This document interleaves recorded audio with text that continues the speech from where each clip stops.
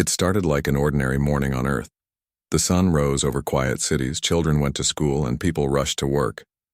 No one knew that this would be the last normal sunrise in human history.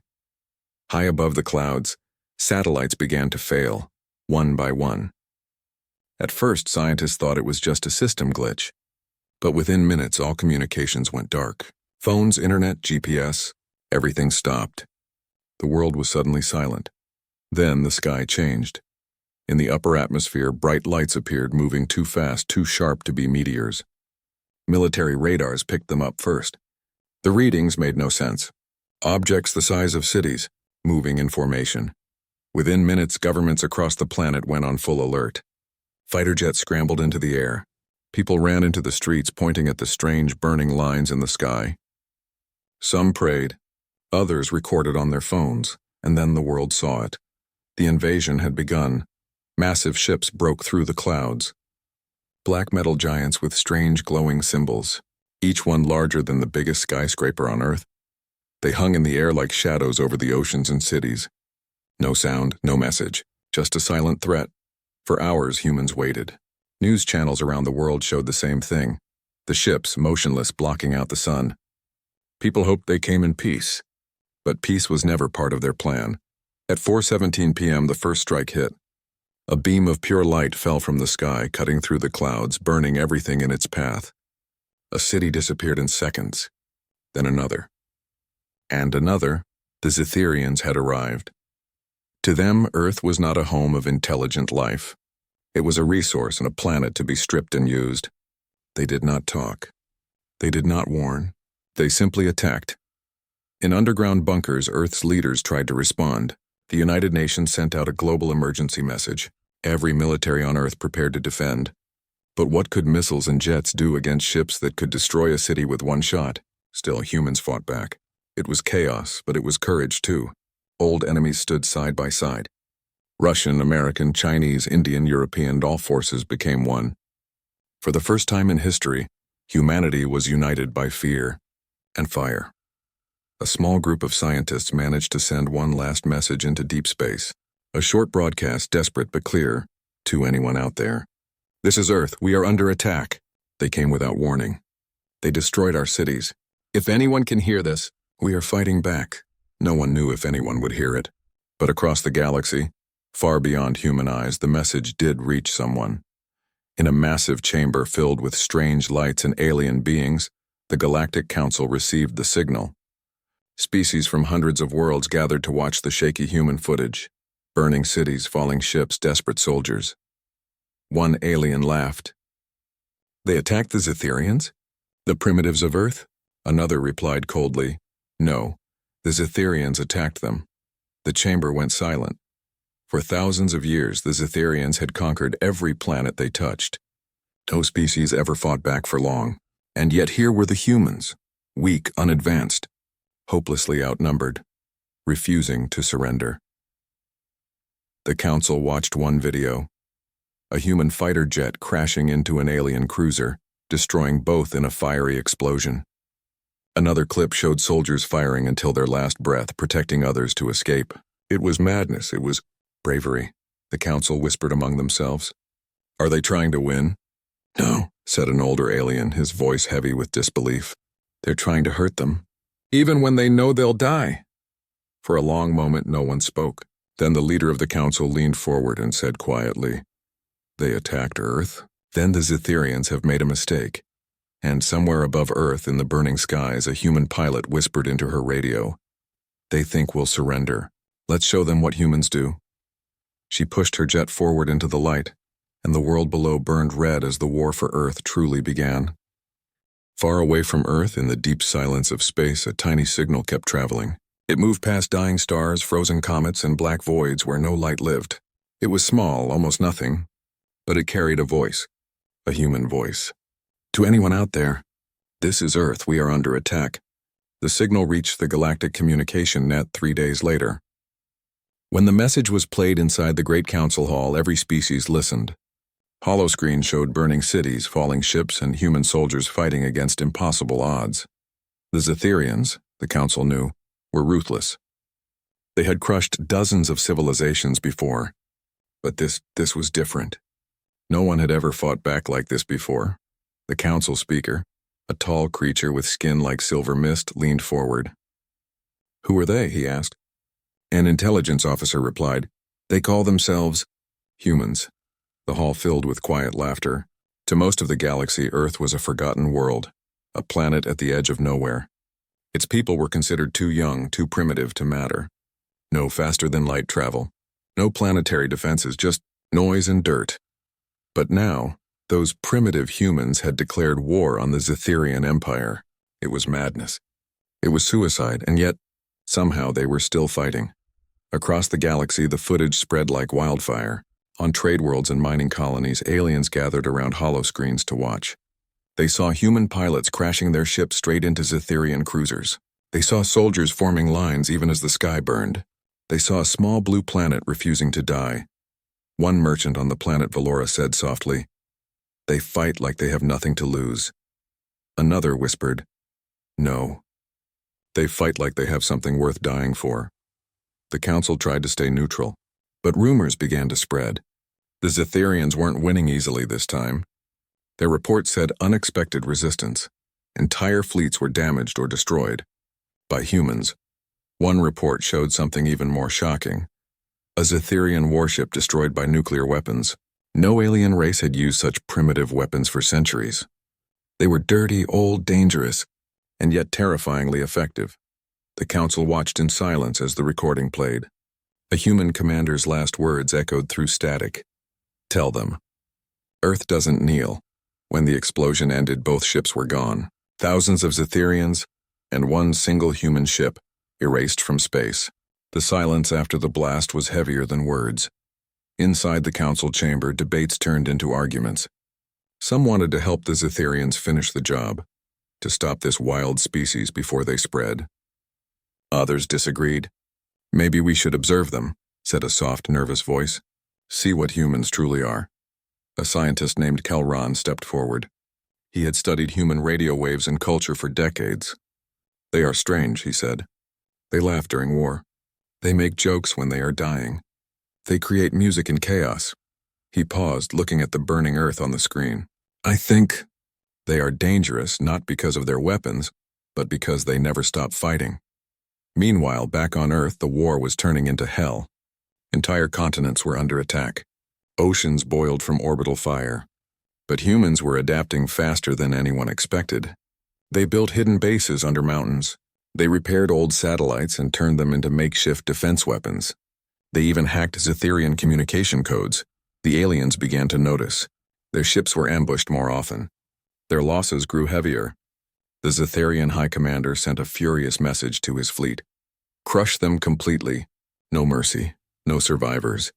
But even with the order, something strange was happening. Some Zytherian soldiers were afraid. They whispered among themselves, "The humans don't fear death." 3 weeks after the invasion began, the council received a final Zytherian report. Half their assault fleet was gone. The rest were retreating to regroup. The speaker of the council looked at the data in disbelief. "Retreat? From Earth?" Kelron replied quietly. "Yes, the Zytherians called it unacceptable resistance." The room was silent again. No one laughed this time. And far across the stars, the humans kept fighting, and with blood, with fire, and with a madness the galaxy had never seen before. The speaker turned off the hologram and whispered the question everyone was thinking. Are they insane? Or are they something else entirely? The war had entered its second month. Earth was broken, but still breathing.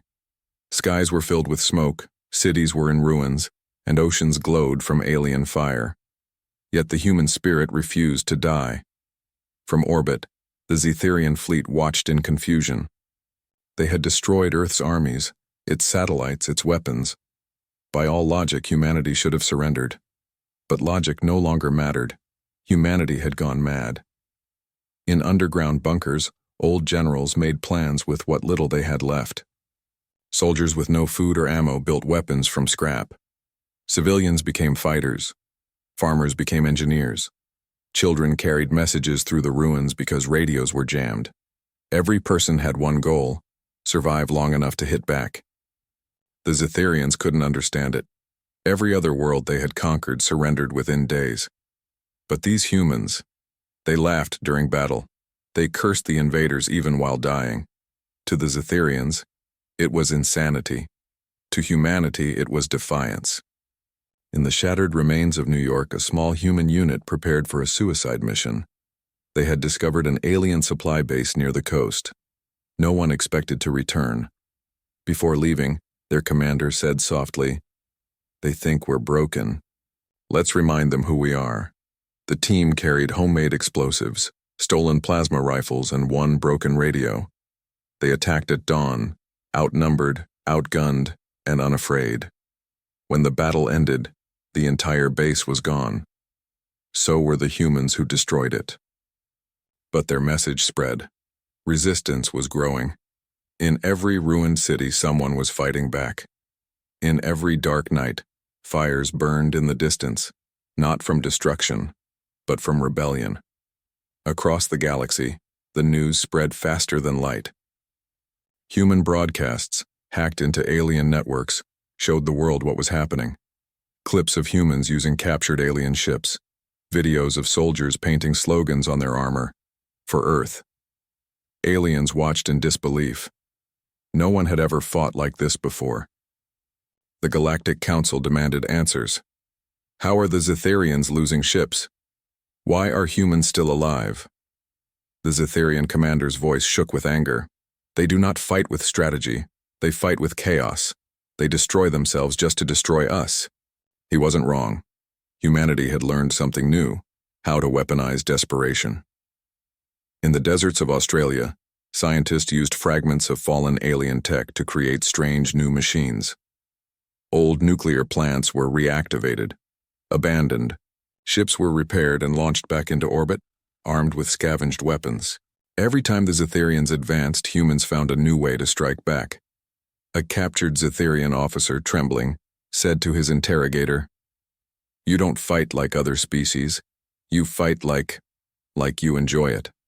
The human soldier only smiled and replied, "We just hate losing." Meanwhile, hidden deep in the mountains, Earth's Secret Research Division worked on something impossible. A project so dangerous that only a handful of people even knew its name. It was called Project Fury. They had recovered parts from destroyed Zytherian ships, engines, plasma cores, and strange crystals that powered their weapons. No one truly understood the technology, but humans didn't need to understand it completely. They only needed it to work once. Dr. Layla Morgan, the project's lead scientist, stared at the unstable reactor glowing red in the lab. Her hands shook as she whispered, "If this fails, we all die." Commander Reyes, the head of Earth's remaining defense, placed a hand on her shoulder. "If we do nothing and we die anyway."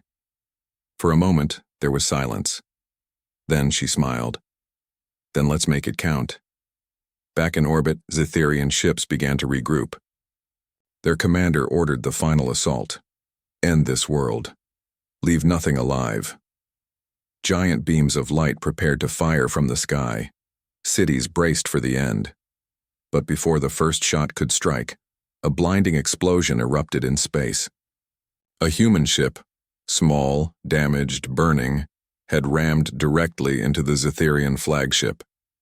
Both vanished in the blast. The humans called it the Spark of Fury.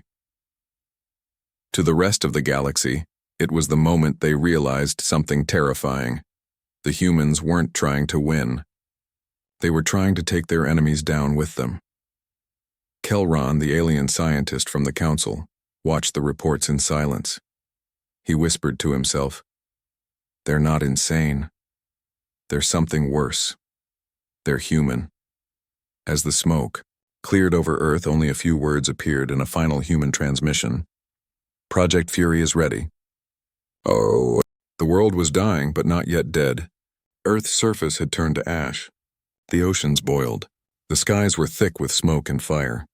But deep below the ruins, beneath an old mountain bunker, humanity's last hope was alive. They called it Project Fury. The project had one goal: build a weapon strong enough to hurt the Zytherians, even if it destroyed Earth in the process. It wasn't born from science. It was born from desperation. Dr. Layla Morgan stood before a giant reactor glowing deep red. The air shook with energy. Pieces of alien tech floated inside magnetic fields, bending space and light. Nobody fully understood how it worked. But it was ready. Commander Reyes entered the chamber. His armor cracked, his eyes tired. "Is it stable?" he asked. Dr. Morgan gave a half smile. "Stable? No, but it might work for one shot." That was enough.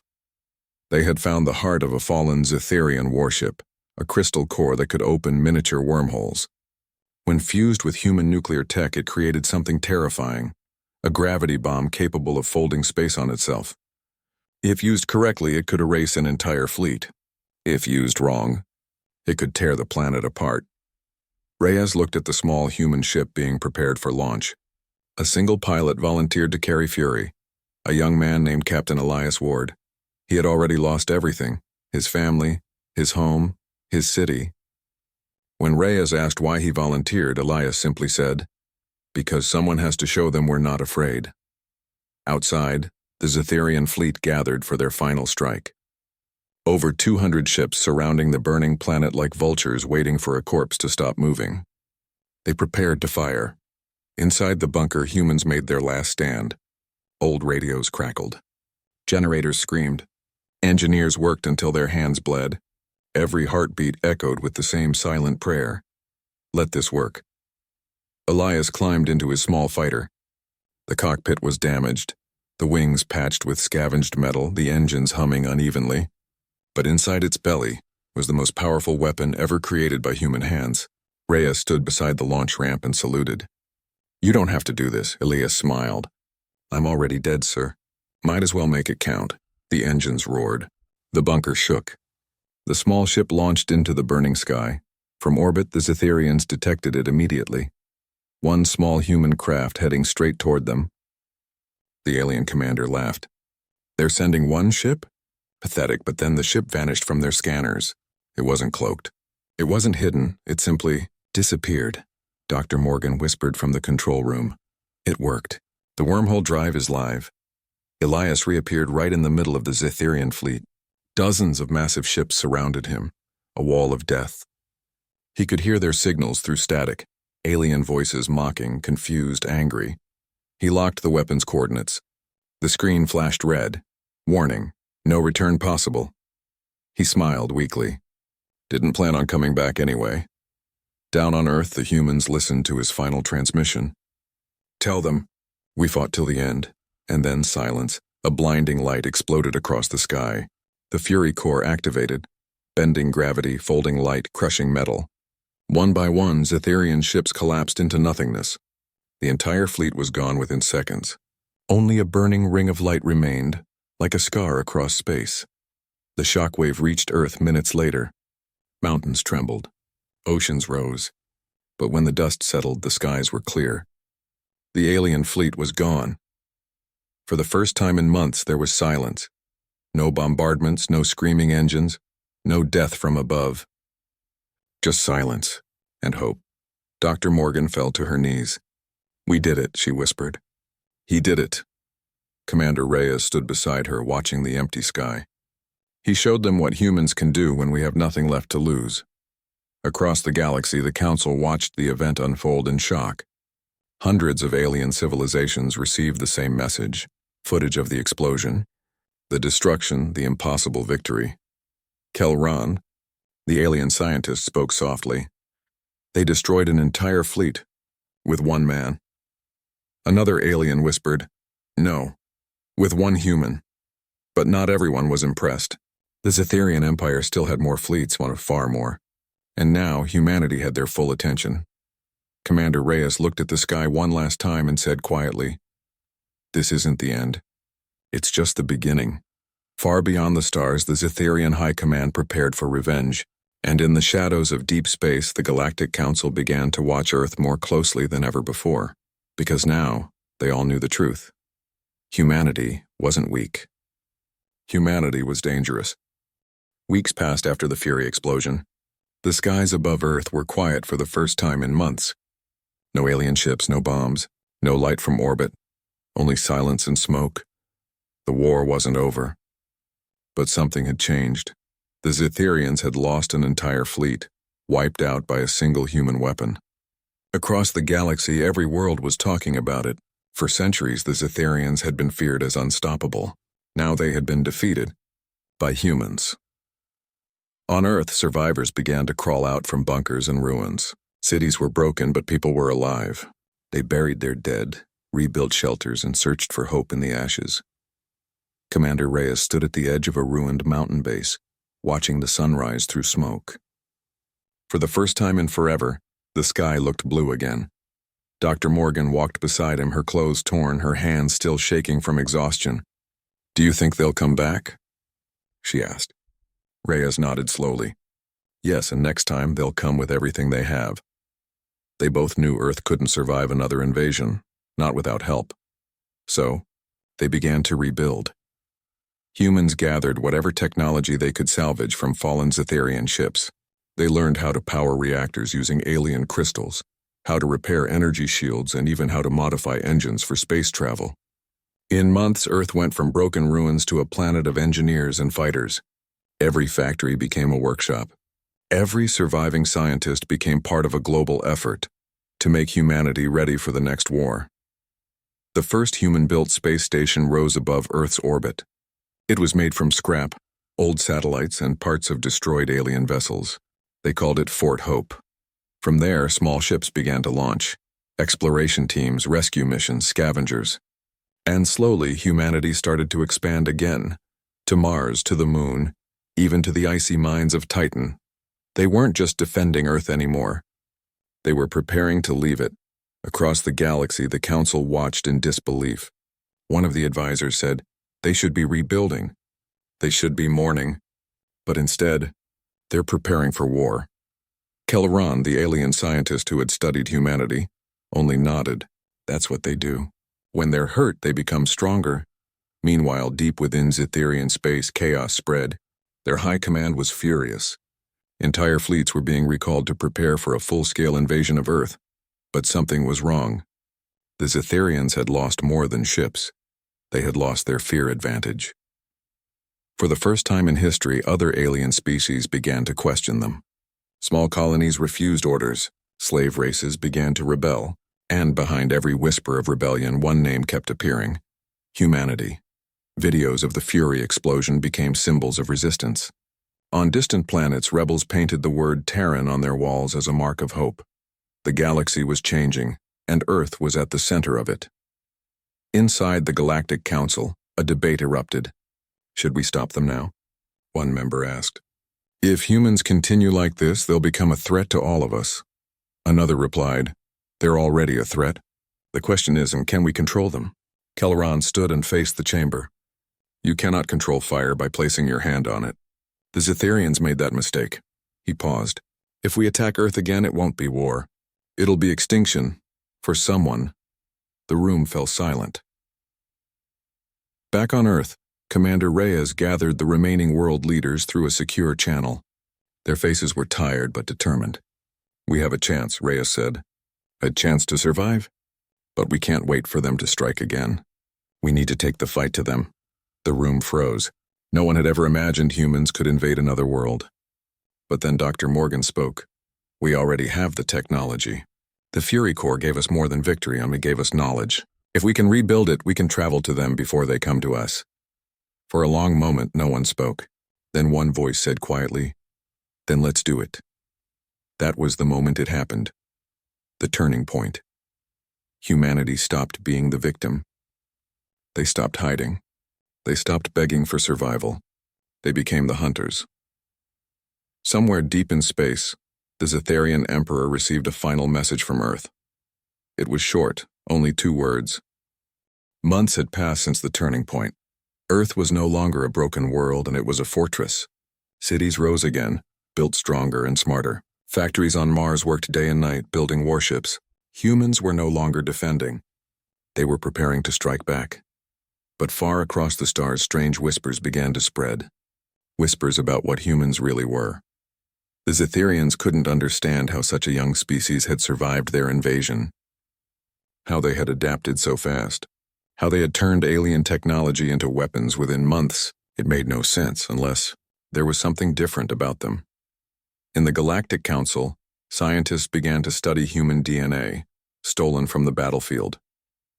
What they discovered shocked everyone.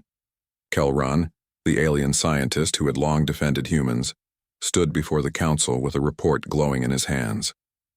His voice trembled as he spoke. They are not normal. Their evolution makes no sense. They shouldn't even exist. The room filled with noise, whispers, shouts, disbelief. Kelron continued. Every species weakens under stress. They grow cautious. They retreat. But humans, they become stronger. Their bodies adapt faster. Their minds sharpen in pain. Fear doesn't cripple them. It drives them. He paused, showing data on the screen. They were part of something ancient, a forgotten experiment. The chamber fell silent.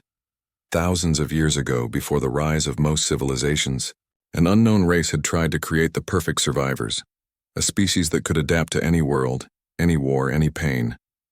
The experiment failed, or so everyone thought, but somehow one of their seed worlds survived. That world was Earth. Kelron looked around the chamber. Humans are not the children of chance. They are the children of design, built to fight, built to endure. The council was horrified. If this was true, it meant humans were more than just lucky survivors. They were the galaxy's oldest weapon. Back on Earth, humanity had no idea about their origin. They didn't care. All they knew was that the Zytherians were coming again, and they were ready. Commander Rhea stood aboard the first Terran battlecruiser, the Vanguard. It was massive, built from a mix of human and alien technology, a symbol of everything humanity had become.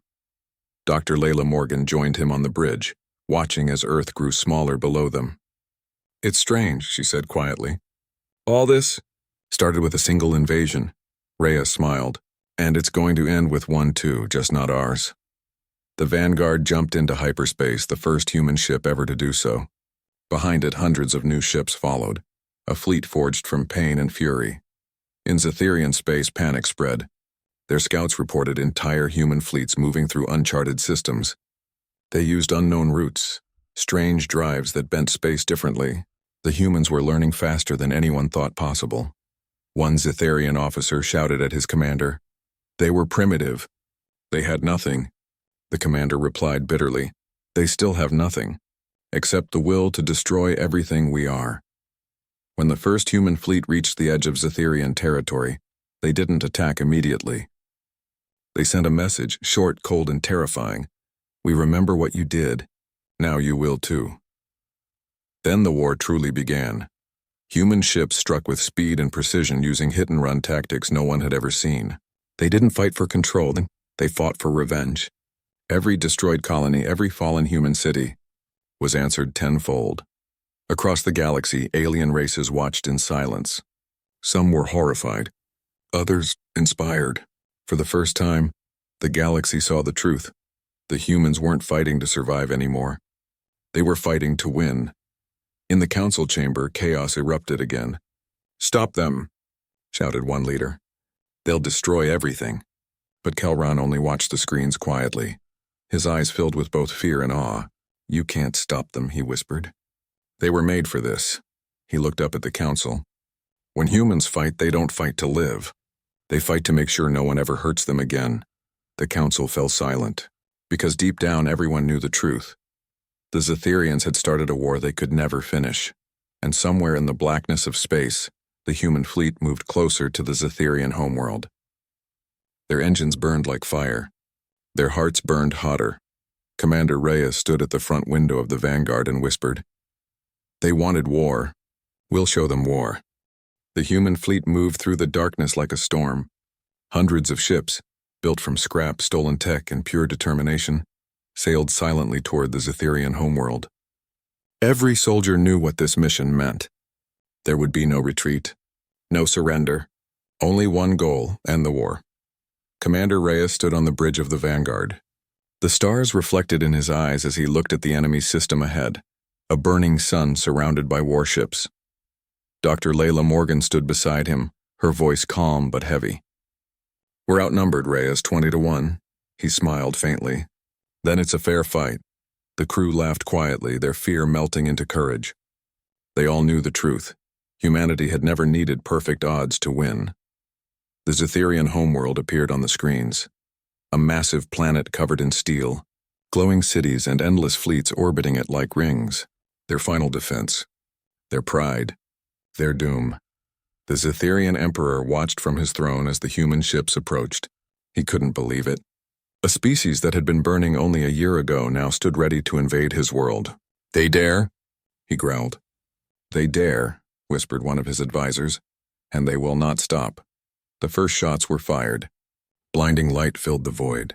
Human ships darted between enemy lines, smaller but faster, unpredictable.